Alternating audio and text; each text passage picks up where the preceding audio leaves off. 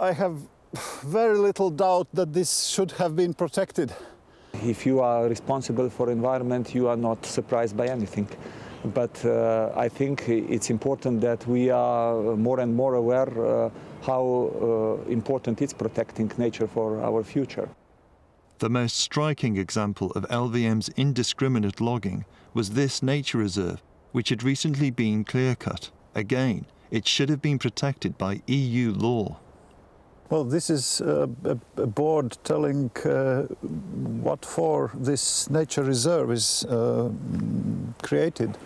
And the principal species is one of the very rare beetles, which is hermit beetle. So the cutting of possibly suitable habitats within such place is really impossible to understand. So it is put in place to let others know what the values are, and then they destroy these values. But can the EU take action if a member state steps over the line? We have the possibility to go via the line of infringement, which is first giving them a kind of warning, letter of formal notice. Then next steps are done. At the final stage, we can send them also to court. And if we send them to the court also for the second time, because you have to follow the procedural rules, then we can imply also the fines, daily penalty, and a kind of a lump sum. So we have pretty strong armory in our hands in implementation of our legislation. Certainly there are issues in forestry. I wouldn't say that everything is fine. There are many issues we need to deal with. There are also some issues as regards the health of the forest after storms, with some pests and so on. So there are, in fact, many issues we need to deal with our forest, and sustainable forestry is, of course, most important of them. This is Riga Port, where consignments of timber are waiting to be shipped to the UK. Last year, timber exports rose by 53%. The UK remains the biggest customer. Latvian timber was even used in the construction of the Olympic Stadium, which was supposed to set a new benchmark in sustainable development.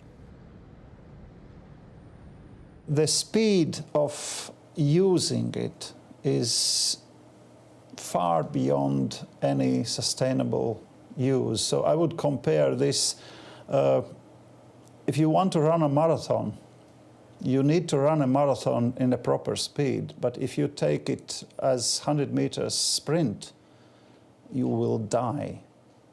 And in this case, of course, not company will die, forests will die.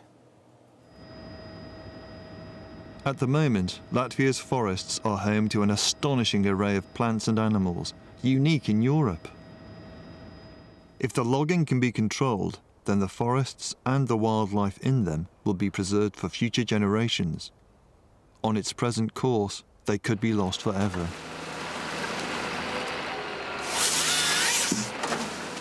We asked the 3 UK home improvement retailers mentioned in our film, Homebase, B&Q and Travis Perkins, to respond to some of the issues it raised. B&Q and Homebase declined to comment. Travis Perkins gave us a statement. The company said that it buys Latvian timber in good faith from LVM, among other suppliers, but that the wood currently going through its sawmills came from logs stockpiled before LVM's suspension from the FSC. The company agreed that the situation in Latvia was far from satisfactory, but pointed out that LVM was now seeking recertification. It added, Travis Perkins risk assesses all its timber buying activity. In this case, we take the view that the medium-term prospects for forestry management in Latvia are good and are better served by our continued interest in buying certified product from the country. That's it for this edition of People in Power. If you'd like to comment on this episode or any other matter, we'd love to hear from you on aljazeera.net/English. Until next time, bye-bye.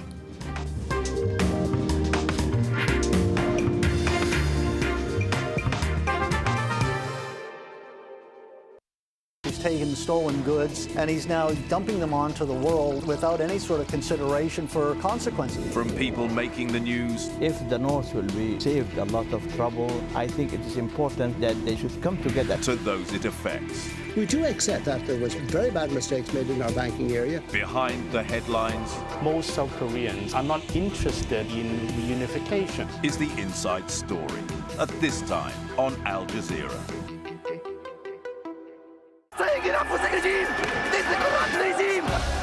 A popular uprising that shook the country to its core. A defiant president under siege from his people. As the protesters took charge of the streets, we look back at the events that are changing Egypt.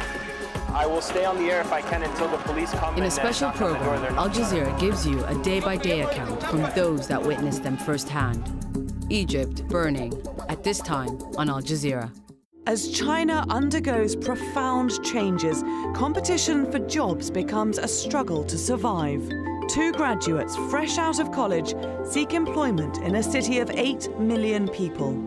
Now entering the real world, the graduates become increasingly desperate and begin to question their college-trained talents. It's a time of hope and frustration for the workforce of the future. Faces of China at this time on Al Jazeera. As Washington's allies stumble, one after the other, exposed, losing control and influence, powerless in the face of the people's power,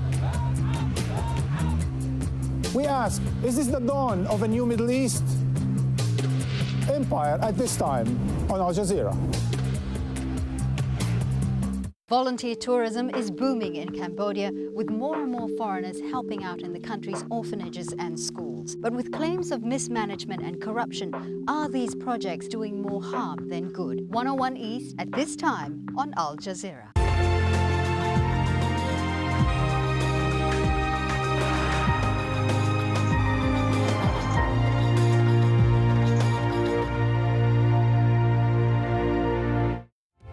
New calls from behind the barricades. Protesters in Egypt press for more mass demonstrations.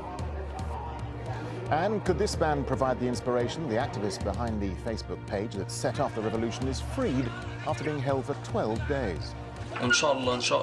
By God's will, we're going to clean this country of this rubbish.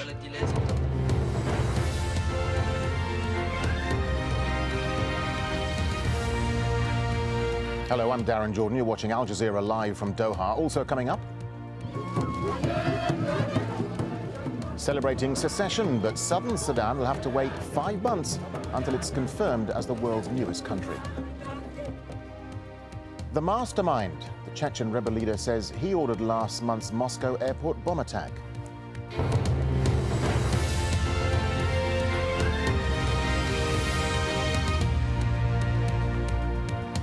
Hello, it's 0400 GMT, that's 6 a.m. in Egypt, where anti-government protests are entering a 3rd week.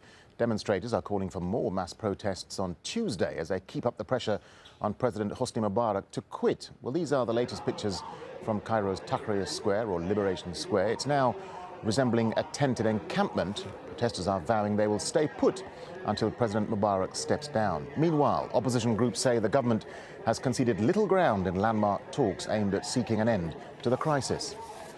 Well, the pro-democracy protests have so far lacked any single leader, but one man has emerged perhaps as a hero for many. That's the activist behind the Facebook page, credited with starting the uprising. Wael Ghonim was freed on Monday after being detained for 12 days. This video, uploaded onto YouTube, claims to show his capture on January 28th at Cairo's Liberation Square. Ghonim spoke with an Egyptian channel shortly after his release. First of all, I send my condolences to all the people who were killed. It was a peaceful revolution. We didn't want to do any damage. Don't focus your cameras on me. I'm not a hero. The real heroes are the youth who are behind this revolution. By God's will, we're going to clean this country of this rubbish. Well, President Mubarak has held his first meeting with his new cabinet, announcing a pay rise for government employees. Rosalind Jordan rounds up the latest developments. Another chilling night in Tahrir Square. Thousands of demonstrators ignored the overnight curfew as they kept up their fight to remove Hosni Mubarak as president of Egypt. Surrounded by soldiers, tanks, and barbed wire, the protesters rallied each other with songs of defiance. Meantime, state television showed the 82-year-old leader in a meeting with members of his new cabinet. The message: Mubarak isn't going anywhere until his term ends in September. In a bid to peel off sympathy for the protesters, Mubarak announced nearly $1 billion in pay hikes for government workers, long a key part of his political base. Cairo itself tried another day of normal routines. Shops and banks and cafes opened for business.